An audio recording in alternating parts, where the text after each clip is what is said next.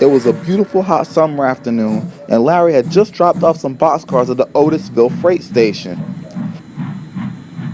He was backing toward the roundhouse to rest before his next train when he heard Danielle complaining, and Kryssy was listening patiently. "I'm sick of this," said Danielle. "We work so hard and it's so hot." "Well, we get a lot more visitors during the summer," suggested Kryssy. "I know," said Danielle, "but I just wish it wasn't so hot.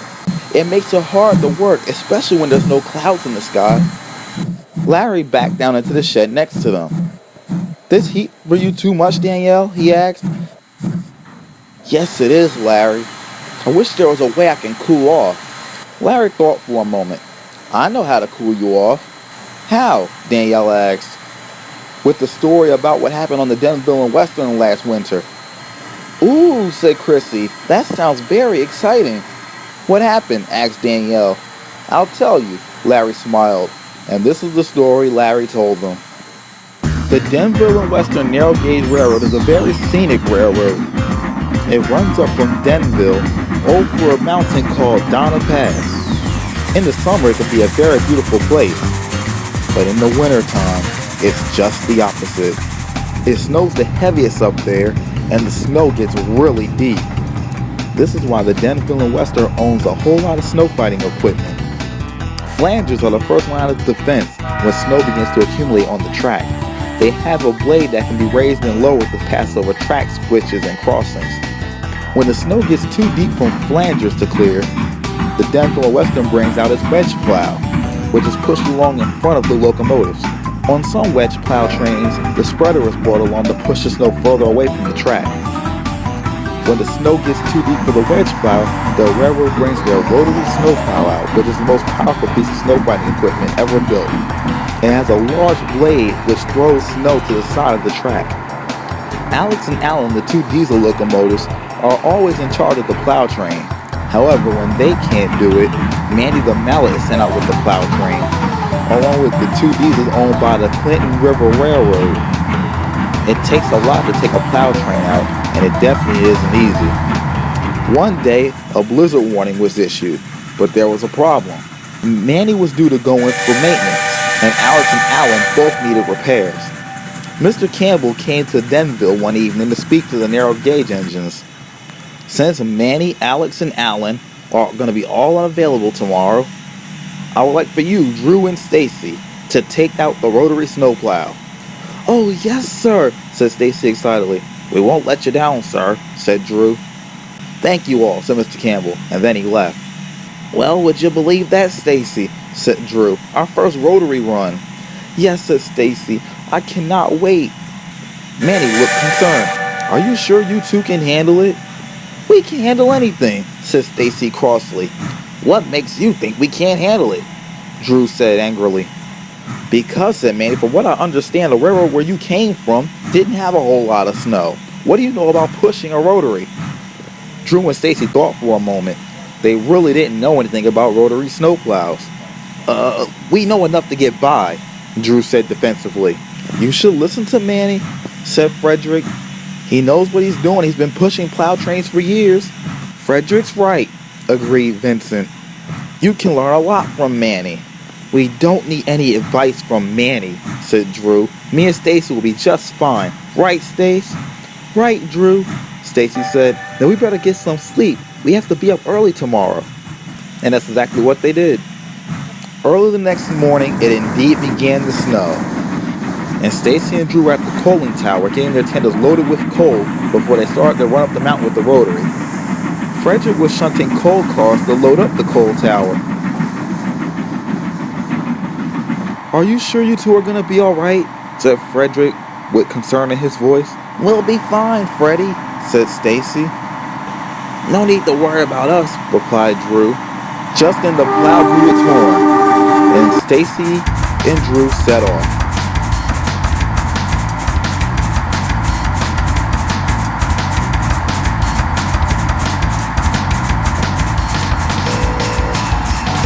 Things started out pretty easy at first.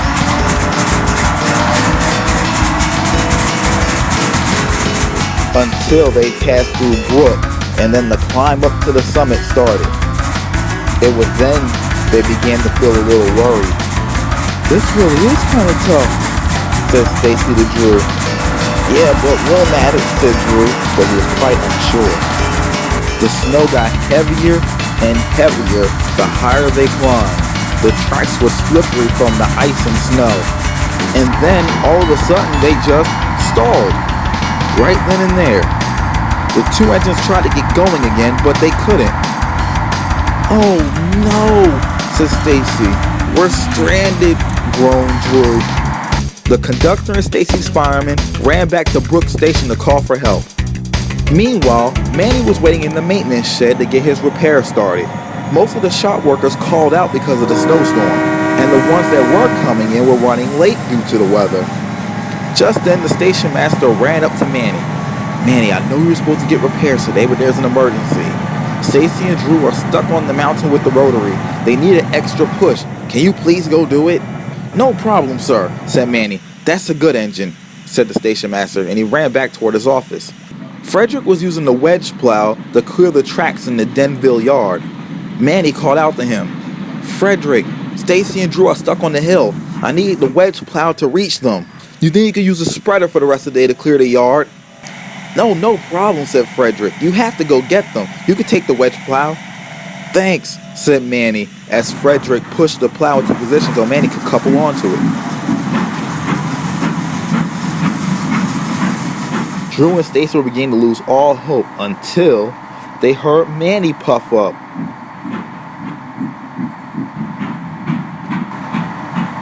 "Oh, Manny," said Stacy. "Thank goodness you're here."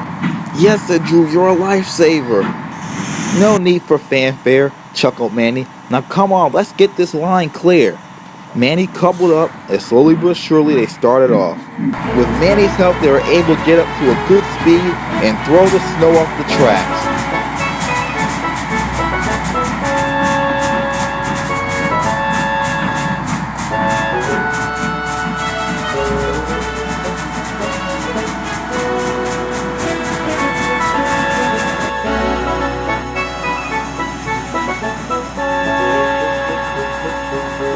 At last, tired, cold, but unbeaten, the plow train steamed into Donna's summit. Once at the summit, Stacy was uncoupled with the Rotary. Drew was going to be cut out of the work train and follow her light down to the end of the line, while Manny was going to turn on the wire with the wedge plow and head back to Denville. That evening, the heavy snow had stopped and just light flurries were falling, and both the Southern United Railroad and Denville and Western were getting back to normal. At the shed, Drew and Stacy spoke to Manny. "We're sorry we were so rude to you about the Rotary," said Drew. "Yes," said Stacy, "we should have listened to your advice. Plow trains aren't as easy as we thought. And again, thank you for rescuing us." "I accept your apology and you're welcome," said Manny. "Maybe," said Drew, "the next time there's a big snowstorm, maybe the three of us can take the plow train together." "I wouldn't mind that," said Manny. "But except for one thing." "What's that?" asked Stacy. "I hope we don't get another snowstorm anytime soon." And the five engines laughed. "Wow, Larry," said Kryssy. "That's a great story." "Thank you, Kryssy," Larry replied. "Did the story help you cool off a little bit?" Larry asked Danielle. "It certainly did," Danielle replied happily. "It took my mind off this steaming hot weather. Thank you for telling me, Larry." "You're welcome," Larry smiled. Just then the yard manager came up. "Come along now, Larry. Your train's finally ready to go back to South Plainsville." "Well, that's my cue," said Larry to Danielle and Kryssy. "I'll see you two later." "Goodbye, Larry," they called. "I wish Larry had a winter store to cool us off every hot day," laughed Kryssy. "Yeah, me too," said Danielle. "It is a good way to cool off. It would also be nice," Danielle added, "if we could go swimming." That really made Kryssy laugh. "That's silly, Danielle. Engines can't go swimming." "I know," sighed Danielle, "but I wish I could." Danielle was soon going to learn that you have to be careful what you wish for. But I can't say any more or I will ruin the next story.